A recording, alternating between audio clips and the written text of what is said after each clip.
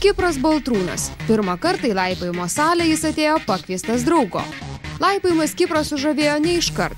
Iš pradžių čia ateidavo kelis kartus per savaitę, dabar, kaip pats sako, tai tapo jo gyvenimo dalimi.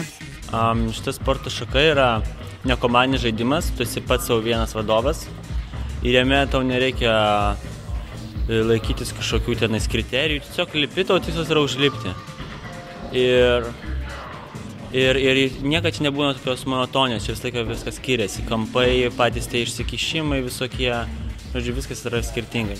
Kipras neslepia ambicijų išbandyti save ir pasaulio kalnų laipiojimo čempionate, į kurį susirenka patys geriausi pasaulio sportininkai. Prieš 2 metus vykusiame jaunimo laipiojimo čempionate pastarajam pavyko iškovoti aukščiausią apdovanojimą. Dabar pagrindinis tikslas – Lietuvos ir Pabaltijo čempiono medalis. Deja, tik salių, kur būtų galima pasitreniruoti, ne tiek jau daug, o susidomėjusių skaičius nuolat auga.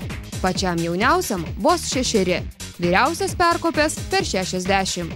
Tačiau, kaip sako instruktorius, nei amžius, nei fizinis pasiruošimas laipiojant nekliūtis.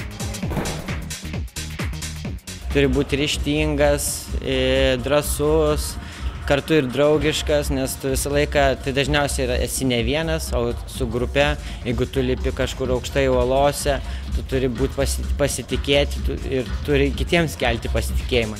Išbandę laipiojimą uždarose patalpose, tiek mėgėjai, tiek profesionalai, kasmet traukia ten, kur šilčiau, kad išmėgintų tikrasias uolas.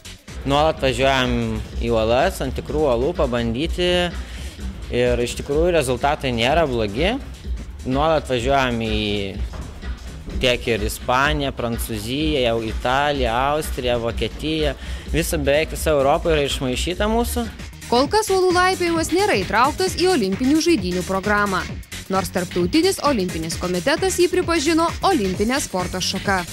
Taigi, uolų laipiotojai startuoti olimpiadoje galės ne anksčiau, kaip 2020-aisiais.